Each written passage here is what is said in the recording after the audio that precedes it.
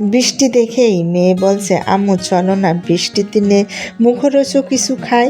কোনো দিন খাইনি, এমন একটি রেসিপি নিজে বানিয়ে খাবো, আপনাদের সাথেও শেয়ার করব। চলুন তাহলে রেসিপিটি শুরু করা যাক। এমনই একটি বাগান থেকে মুসা এনেছিল, আমার ভাবি আমাকে দিয়েছিল মুসাগুলো, তো আমি খুব সুন্দর করে বেছে নিয়েছি। আর এতটাই মজার আমার কাছে ভালো লেগেছে বিধায় আপনাদের সাথে রেসিপি শেয়ার করছি।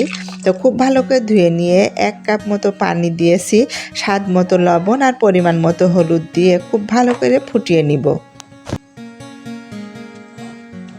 কলার মোচার ঘন্ট বা ভাজি খেয়েছেন হয়তো, এই পাকোড়াটা একবার বানিয়ে খেয়ে দেখবেন আপনার মুখে লেগে থাকবে। আবারও পরবর্তীতে আপনি এই ধরনের মোচা খুঁজে বেড়াবেন এই পাকোড়া খাওয়ার জন্য। আমি কিন্তু নেড়ে চেড়ে খুব ভালোভাবে ফুটিয়ে পানিটা ঝরিয়ে ঠান্ডা করে নিয়েছি। এখানে আদা রসুন আর কাঁচামরিচের পেস্ট, স্বাদ মতো লবণ, ধনিয়ার গুঁড়া আধা চামচ, জিরার গুঁড়া 1 চামচ দিয়ে দিলাম, পরিমাণ মতো হলুদ আর 2 চামচ মতো নারকেল কুড়া ডিপ ফ্রিজে ছিল দিয়ে দিলাম। এখানে আমি মসুরির ডালের বেসন দিয়ে দিয়েছি 3 থেকে 4 চামচ, আর দিয়ে দিব 2 চা চামচ কর্নফ্লাওয়ার। এই দুইটাই যদি আপনাদের হাতের কাছে না থাকে তাহলে চালের গুঁড়ো দিয়ে দিতে পারেন।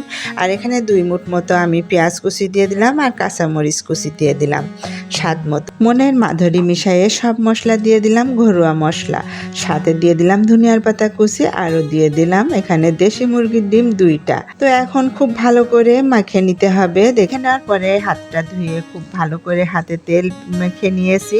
তারপরে আমি অল্প অল্প করে নিয়ে এখন পাকোড়া বানিয়ে নিব।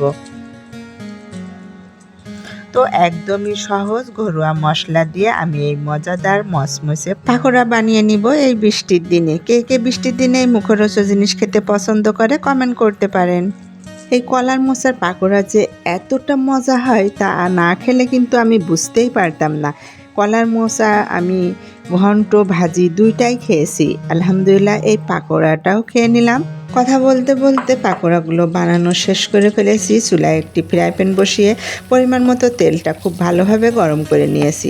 পাকোড়াগুলো সব ছেড়ে দিয়ে একে একে উল্টিয়ে নিচ্ছি। এই কলার মোচার পাকোড়া ভাজতে শেষ হতে হতে আপনারা কমেন্ট করে ফেলুন তো কোথা থেকে বসে কোন জেলার থেকে দেখছেন। ওরা কলার মোচার পাকোড়া আপনারা খেয়েছেন কিনা আর খেতে কেমন লেগেছে আপনাদের কাছে প্লিজ একটু কমেন্ট করে জানাবেন।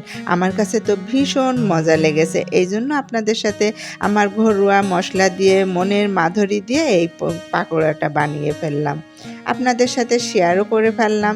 তো পাকোড়াটা অনেক মজার ছিল, আলহামদুলিল্লাহ আলহামদুলিল্লাহ। আপনারাও এইভাবে বানিয়ে খেতে পারেন, একদম মচমচে মুখরোচক।